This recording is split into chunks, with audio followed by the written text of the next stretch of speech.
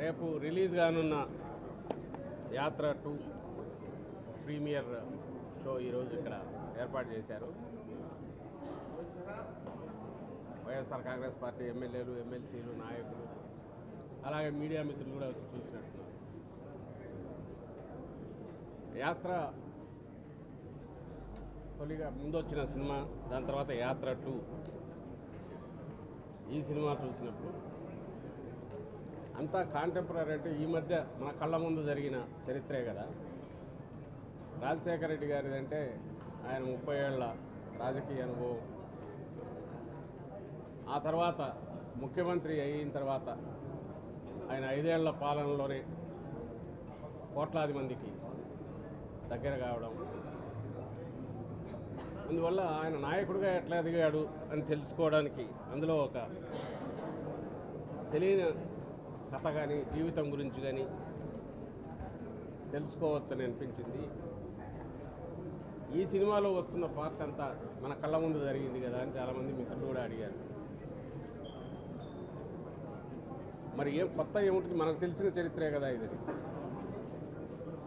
కానీ వచ్చిన తర్వాత దాదాపు అందరూ భావోద్వేగానికి గురయ్యారు.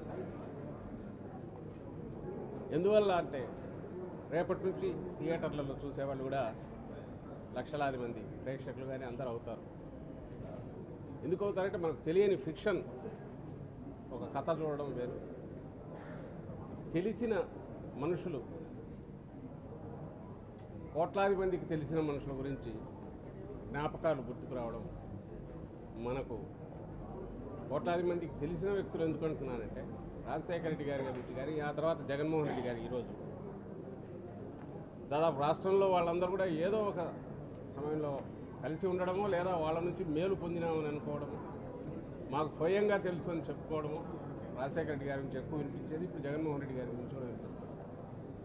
కాబట్టి ఆ జ్ఞాపకాలన్నీ వస్తాయి, అవన్నీ గుర్తుకొస్తాయి. అవి వచ్చినప్పుడు కలిగే భావోద్వేగం ఈరోజు థియేటర్లో అంతా కనిపించింది. ఇక్కడ వచ్చిన వాళ్ళకు రేపు రాష్ట్రం అంతా కూడా అది కనిపిస్తుంది. మనసున్న మనుషులు మన కళ్ళ ముందే దేవుళ్ళలాగా మారిపోవడము, లేదా శాశ్వతంగా గుర్తుండేంతగా చరిత్రలో నిలిచిపోయే రకంగా అందరి అభిమానాన్ని చూరగొనడము మన మధ్య ఉన్న వ్యక్తులు చేసినప్పుడు ఆదర్శప్రాయులు అవుతారు. అలాగే మనందరికీ వాళ్ళు పరిచయం ఉన్న వ్యక్తులుగా అనిపిస్తారు. దాని నుంచే మన జ్ఞాపకాలు వస్తాయి. అవన్నీ ఇలాంటి చిత్రాలు చూసినప్పుడు గుర్తుకొస్తాయి. ఇప్పుడు మనం కళ్ళ ముందు జరిగిందే అయినా మనకు తెలియని కొత్త కోణాలు చూపించింది, లేదా మనం ఇంతకుముందు మర్చిపోయినవన్నీ జ్ఞాపకాలు గుర్తుకు తీసుకొచ్చినాయి. అదంతా ఈరోజు ఈ సినిమాలో కనిపించింది. ప్రతి ఒక్కరూ దీన్ని చూశారు, చూడాలని కూడా కోరుకుంటున్నాం. ఎందుకంటే రాజకీయం అంటే కేవలం అదేదో ఎత్తులు పై ఎత్తులు కాదు. ప్రజల మన్ననలు పొందగలిగితేనే, ప్రజల్లో మమేకమైతేనే అది నిజమైన రాజకీయం అవుతుంది. అందుకు సార్థకత కూడా, జీవితానికి సార్థకత ఉంటుంది అని చూపే సినిమాలు ఇలాంటివి మరిన్ని రావాలి. ఇందులో ఆ సందేశం కూడా ఉంది. అందువల్ల ఇది మరింత ఇదిగా అందరూ చూడాలని కోరుకుంటున్నాను. Thank you.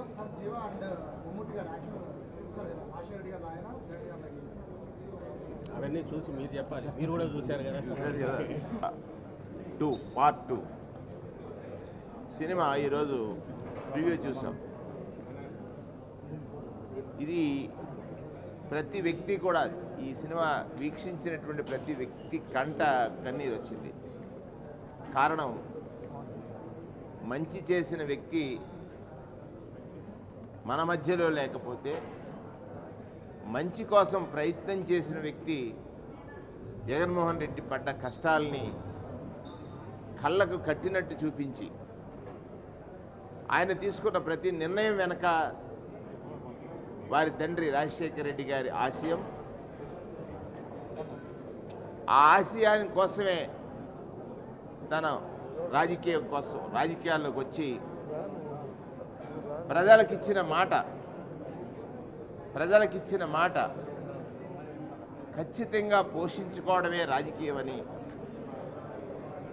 రాజకీయాలకి ఒక కొత్త భాష్యాన్ని చెప్పినటువంటి విధంగా ఈ సినిమా పూర్తిగా ఆశాంతం ప్రారంభం నుంచి ముగింపు వరకు కూడా జరిగింది. రాజశేఖర రెడ్డి గారు మరణించిన తర్వాత ఈ రాష్ట్రం ఏ విధంగా చిన్నాభిన్నమైంది, ఆ చిన్నాభిన్నం కావడానికి కుట్రలు ఎలా జరిగాయి, కుతంత్రాలు ఎలా జరిగాయి, కుటిలత్వాలు ఎలా జరిగాయి, ప్రజలకు మంచి చేస్తానంటే దాన్ని నిరోధించడానికి పలు పార్టీలు ఎలా కలిశాయి, ఆ కలయిక కేవలం మంచి చేస్తారన్న జగన్ గారిని నిరోధించడానికి ఏ విధంగా ప్రయత్నించారు, చంద్రబాబు నాయుడు గారి పాత్ర కానీ, అటు కేంద్రంలో ఉన్నటువంటి కాంగ్రెస్ పార్టీ పాత్ర కానీ, ఇవన్నీ కూడా చూసిన తర్వాత, వీక్షించిన తర్వాత అందుకే జగన్మోహన్ రెడ్డి గారు ఒక నిజం మాదిరిగా మారిపోయి నిజం తప్ప అబద్ధం తన నోట రాదు అనేటువంటి ఒక విశ్వాసాన్ని, నమ్మకాన్ని ఎలా ప్రజల దగ్గర పొందారు అనే విషయాన్ని తెలుస్తుంది. నాకు తెలిసినంతవరకు చిత్రాలు చూస్తారు, సినిమాలు చూసినప్పుడు భావోద్వేగానికి గురి కావడానికి ఆ సినిమాలో ఆ పాత్ర పోషించేటువంటి వ్యక్తి పట్ల లేదా ఆ పాత్ర పోషిస్తున్నటువంటి తీరు ప్రతి మనిషిని కలిచివేస్తుంది. అటువంటి అనేక సన్నివేశాలు ఈ సినిమాలో చాలా గొప్పగా చిత్రీకరించారు.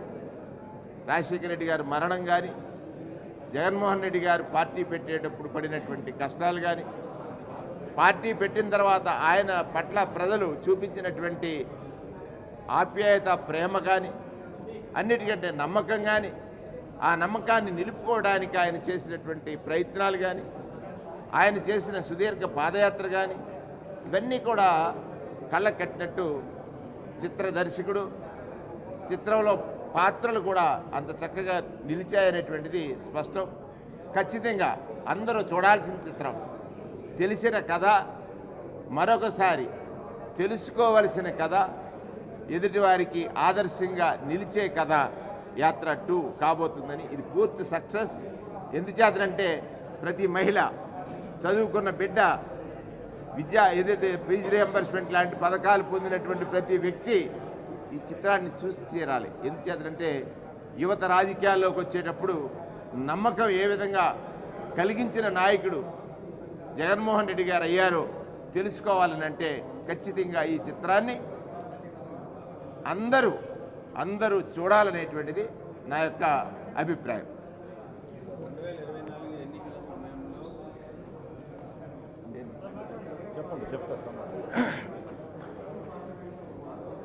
ఈరోజు యాత్ర 2 ప్రీమియర్ షో చూసాం. 30 సంవత్సరాల నుంచి రాజకీయాల్లో ఉన్నా కూడా చాలా అంటే ఆ సినిమాలో ఇమ్మెర్స్ అయ్యి రాజకీయ కుట్రలు ఎలా జరిగినాయి, సమకాలీన రాజకీయాల్లో దుర్మార్గమైన రాజకీయాలు చేసే వ్యక్తులు వాళ్ళ సినిమాలో చూపించడమే కాదు, మనం ప్రతినిత్యం చూస్తూనే ఉన్నాం. ఒక సత్యానికి ఒక దుర్మార్గానికి ఎంత తేడా ఉందన్నది చాలా కళ్ళకు కట్టినట్టుగా సినిమాలో చూపించడం జరిగింది. ఎందుకంటే ఒక నాయకుడు ప్రజానాయకుడిగా ఎదగటానికి ఎన్ని ఆటుపోట్లు ఎదుర్కొన్నాడో జగన్మోహన్ రెడ్డి గారు, మరి ఆయన ప్రజా జీవితంలోకి వచ్చిన తర్వాత ఎన్ని కుట్రలను ఎదుర్కోవాల్సి వచ్చిందో, ఎన్ని కుతంత్రాలను ఎదుర్కోవాల్సి వచ్చిందో, ఎన్ని రాజకీయ పార్టీలు కలిసి ఆయన మీద మరి ఏ రకమైన ఒత్తిడి తీసుకొచ్చినా ఎంత నిబ్బరంగా ఉన్నాడు అన్నది మనం కళ్ళారా జగన్మోహన్ రెడ్డి గారిని చూస్తున్నాం. సినిమాలో మరింత మరి మనకి మనసుకు హద్దుకునేలాగా చూపించడం జరిగింది. మరి వాళ్ళ ఒక సినిమా చూసినట్టుగా లేదు, ఒక యథార్థమైన జరిగిన సంఘటనల్ని మళ్ళీ ఒకసారి మనం మన్నం చేస్తున్నట్టుగా అనిపించింది నాకు. ఎందుకంటే ఆయన పట్ల అప్పుడు కాంగ్రెస్ పార్టీ అధినాయకత్వం మరి ఎంత కరుడు కట్టిన మరి దుర్మార్గమైన చర్యలు తీసుకుని ఆయన్ని జైల్లో పెట్టారో, దానికి ప్రతిపక్ష నాయకుడిగా ఉన్న చంద్రబాబు నాయుడు ఏ రకంగా కుట్ర పన్ని చేతులు కలిపాడో, అంటే ఒక యువకుడిని ఎదుర్కోవడానికి అంత కుట్ర పన్నిన ప్రజల హృదయాల్లోంచి వచ్చిన నాయకుడిగా ఆయన ఎదిగిన తీరు, ఆయన నాయకుడిగా ఎదిగి మళ్ళీ యాత్ర 2 ఆయన పాదయాత్ర చేసి ప్రజానాయకుడిగా ఎదిగి ముఖ్యమంత్రి అయిన విధానాన్ని మాత్రం చాలా అద్భుతంగా తీశారు. అందరికీ నమస్కారాలు. యాత్ర 2 చూసినప్పుడు అందరం కూడా చాలా ఫీల్ అయినాం. జగనన్న ఇంత కష్టపడ్డాడు, మనం తెలుగుదేశం మీద తొక్కేసేటప్పుడు జనాల్లో కూడా పోయేది కాదు. ఈ సినిమా చూసినాక ఎవరైనా మిస్ అయింటే వాళ్ళకు కూడా కన్నీళ్ళు వస్తాయి. నిజంగా పైనున్న రామారావు గారు, పైనున్న కృష్ణ గారు అప్పుడు ఈనాడని తీశాడు రామారావు గారి మీద. ఈరోజు రామారావు గారు పైనుంచి కూడా నన్ను ఎలా మోసం చేశాడో, ప్రజలు ఎలా మోసం చేశాడో ఈరోజు ఈ సినిమా చూసినంత ఆయన ఆనందపడి ఉంటారు రామారావు గారు పైనుంచి. ఖచ్చితంగా ఈ సినిమాలో సన్నివేశాలన్నీ కూడా మనిషిని మనం హార్ట్ని తాకినట్టుగా, నిజంగా హీరో అంటే 4 డ్యాన్సులు 4 ఫైట్లు చేసి హీరో అయిపోతాడు. కానీ రాజకీయ నాయకుడికి ఎన్ని లక్షల జనాలు రావాలంటే ఎంత కష్టపడాలి. జైల్లో ఆయన కొనుక్కున్న సన్నివేశం చూస్తే కన్నీళ్ళు వచ్చినాయి. నిజంగా ఎంత సుఖంగా ఉండే జగన్మోహన్ రెడ్డి అంత కష్టాలు పడ్డారు. అయినా ఈ దేశాన్ని ఉన్న రాజకీయం సోనియా గాంధీ ఎదిరించి నిలబడి ఆయన ఏదైతే తండ్రి మాట ఇచ్చినాడో ఆ మాటని తప్పకుండా ఈరోజు అన్ని పథకాలు కూడా చేస్తూ ఉన్నాడు. సినిమా తీసిన డైరెక్టర్ గారికి, అదేవిధంగా రాష్ట్ర ప్రజలందరికీ కూడా ఈ సినిమా చాలా అసలుకి సినిమా చూసినంతసేపు ఇంకేం జరుగుతుందనే సన్నివేశాలు వచ్చినాయి. ఇది సూపర్ హిట్ అయింది, డబుల్ హిట్ అయింది. యాత్ర 1 కన్నా యాత్ర 2 ఇంకా కూడా బాగుంది.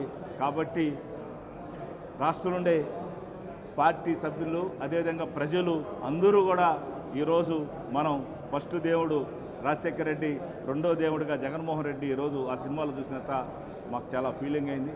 కాబట్టి ఈ సినిమా ఇంకా రేపు నుంచి అందరూ ప్రజలు చూసేదానికి అవకాశం ఉందని తెలియజేసుకుంటున్నాం. నమస్తే. జై జగనన్న, జై జై జగన్. ఈరోజు యాత్ర 2 పిక్చర్ చూస్తుంటే రాజశేఖర రెడ్డి గారి మరణం తర్వాత జగనన్న పైన జరిగిన కుట్రలు, అన్ని పార్టీలు కలిసిపోయి కూడా ఆయనని ఎట్లా తొక్కేయాలని చెప్పి, రాజకీయంగా లేకుండా చేయాలని చెప్పి చేసినాయో చాలా ఇమోషనల్గా చూపించడం జరిగింది.